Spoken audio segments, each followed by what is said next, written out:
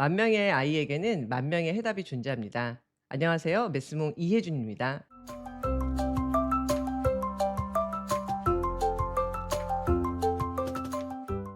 네. 저는 이혜준이라고 합니다.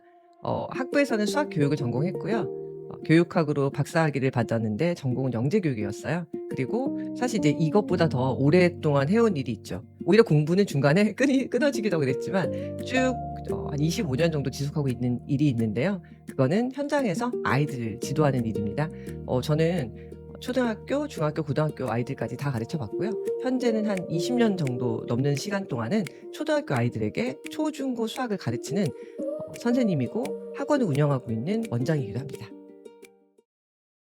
현장에서 사실 어머님들에게 많은 질문을 받아요. 육아 채널 같은 데 가보면 어머님들 하는 질문이 매번 비슷비슷 많더라고요. 예를 들면 "기저귀는 언제부터 떼게 하는 게 맞아요?" "우리 아이가 밤에 예를 들어서 계속 수유를 해 줘야 되는데 언제부터 밤 수유를 끊어야 되나요?" 이런 질문들이 매번 올라오더라고요. 이유가 뭔가 생각해 보면 모든 어머님들은 육아가 처음이신 거예요. 저는 오랫동안 아이들을 지켜봤기 때문에 이런 경험들이 되게 많이 쌓여가지만 우리 어머님들은 이 아이 하나를 처음 어떻게 보면 키워내시는 거다 보니까 그런 질문들이 많더라고요. 항상 하시는 어떤 질문들 또는 궁금해하시는 어떤 질문들에 대해서 조금 더 갖추어진 형태의 답변을 드리고 싶어서 이런 채널을 개설하게 되었어요. 저는 만 명의 아이에게는 만 명의 해답이 존재한다고 생각을 해요. 이게 무슨 얘기인가 하면 소설 중에 그 안나 까레리나라는 유명한 그 톨스토이의 작품이 있어요. 그 작품의 인트로가 굉장히 유명하거든요. 뭐라고 하냐면 "행복한 가정은 밖에서 봤을 때 다 비슷비슷해 보이지만 불행한 가정은 안에 들어가 보면 저마다 이유로 불행하다." 물론 번역본에 따라 조금 다른 부분들이 있긴 한데요. 무슨 얘기인가 하면 아이들을 보면 공부 잘하는 아이들은 다 비슷비슷해 보여요. 이유들도 비슷하고 어떤 형태의 어떤 부분들도 비슷해 보일 수 있는데 실제로 아이들이 어떤 애로점을 갖고 있다거나 힘든 부분이 있다거나 할 때 보면 아이들마다 처해져 있는 상황이 미묘하게 조금씩 달라요. 그 미묘한 상황들을 캐치하지 못하면 우리 아이를 지켜볼 때마다 부모님들도 아이들도 저마다 다 힘들어지는 것 같아요. 그래서 저희는 아이들에게 맞는 솔루션들을 같이 찾아가자는 취지에서 "만 명의 아이에게는 만 명의 해답이 존재합니다."라는 채널을 만들고 어머님들과 같이 아이들에 대해서 알아가면서 해답을 드리고 싶은 요런 채널을 만들게 되었어요.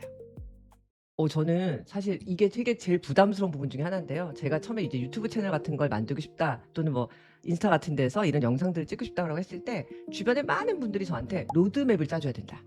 로드맵 엄마들은 딱 몇 학년 때 요 시기에 또 무엇을 배울 때 이렇게 해 줘야 되고 저렇게 해 줘야 돼 이런 걸 너무 좋아하고 그렇게 해 주는 게 어떻게 보면은 "이런 채널을 만드는 데 가장 필요한 부분이다."라는 조언을 많이 해 주셨는데 제가 곰곰이 생각해 봤을 때 저는 그거는 제가 할 수 있는 역할이 아니라는 생각이 들었어요. 왜냐하면 저는 정말 로드맵이 있다 한들 이 아이에게 적용하는 묘한 부분들에서 디테일이 다를 거라고 생각하는 부분이 있거든요. 그렇기 때문에 "언제 뭘 하세요." 이런 식의 딱딱 정해진 로드맵을 드리는 게 제가 생각하는 어떤 교육의 취지하고 맞지 않는다는 생각이 들어서 저희는 오히려 로드맵을 지향하는 쪽으로 가게 되지 않을까라는 생각이 듭니다.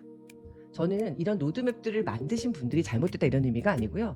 아까도 잠깐 말씀드린 것처럼 교육이라는 게 아이를 키운다는 건 정말 다시 되돌아올 수 없는 편도 여정을 떠나는 거예요. 그렇기 때문에 굉장히 섬세한 방식으로 우리 아이에게 어떻게 잘 넣어줄까를 고민해 보면서 문제를 해결해야 된다고 생각해요. 저는 사실 이 질문을 굉장히 많이 받아요. 그쵸. 당연히 어머님들이 뭔가 선생님에 대한 부분은 중요하다고 생각할 수밖에 없기 때문에 "좋은 선생님한테 배우는 게 아이에게 중요하냐?" 이 질문은 정말 어떻게 보면 조금 더 보수적인 답변일 수 있긴 한데 50%는 맞고 50%는 그렇지 않을 수 있다는 답변을 드리고 싶어요. 이유가 뭐냐면 아이를 잘 가르쳐 주는 것과 아이가 잘하게 되는 건 정말 간극이 존재하거든요. 제가 이 연식이 사실은 티가 날 텐데 저는 예전에 운전을 배울 때 내비게이션 없이 제가 지도를 펴 놓고 운전을 배웠던 사람이에요. 그러니까 어딜 간다라고 하면 어딜 가야 되지를 검색하는 세대가 아니라 '어딜 가야 되나? 내가 가고 싶은 곳을 가기 위해서 지도를 펴고 이렇게 가려면 어떠어떠한 경로로 가야 되는구나.'를 미리 탐색하고 운전하다가 잠깐 멈춰서 지도 보고 아니면 옆에 있는 사람이 아까 지나갔어. 우회전이야." 이런 걸 하면서 운전을 했던 사람이거든요. 저는 공부는 내비게이션에 비유해 드리고 싶어요. 그러니까 내비게이션이 아무리 친절하게 지도를 해 주고 가르쳐 줘도 이게 내가 운전을 하는 거잖아요. 그래서 내가 직접 생각하면서 경험해 보지 않은 길은 내 길이 잘 안 되더라고요. 그러니까 아마 여기 영상 들으신 어머님들도 그 경험 많이 해 보셨을 거예요. 내비로 어딜 가고 있었어요. 매번 내비로 갔죠? 근데 어떤 날 왜 내비가 먹통이 됐어요. 그럼 갑자기 나 맨날 오던 길인데 어떻게 가야 되는지 기억이 안 나요. 내비가 가라는 대로만 갔던 거거든요. 근데 어떤 길이 존재하냐면 처음부터 내비 없이 갔던 어떤 길들이 있어요. 그런 길은 내비 없이도 내가 조금 떠듬떠듬 하긴 하지만 여러 번 반복하고 여러 번 가다 보면 나중에 내비 없이도 가게 되고, 실제로 많은 운전하시는 분들 중에 아마 매번 가신 어떤 코스는 카메라가 있는 위치까지 다 외우실 정도로 아마 훈련이 되어서 가지실 수 있을 거예요. 근데 말씀드렸던 것처럼 이걸 내가 생각하면서 갔던 길이냐 아니면 누군가의 지시를 받고 갔던 길이냐에 따라 좀 다르다는 거죠.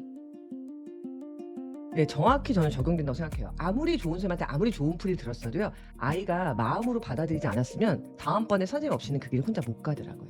저는 그래서 반드시 아이가 좋은 선생님한테 배우는 것도 중요하긴 하지만 스스로 그 길을 가보고 경험해보고 하면서 스스로 터득하는 시간이 반드시 필요하다고 생각해요.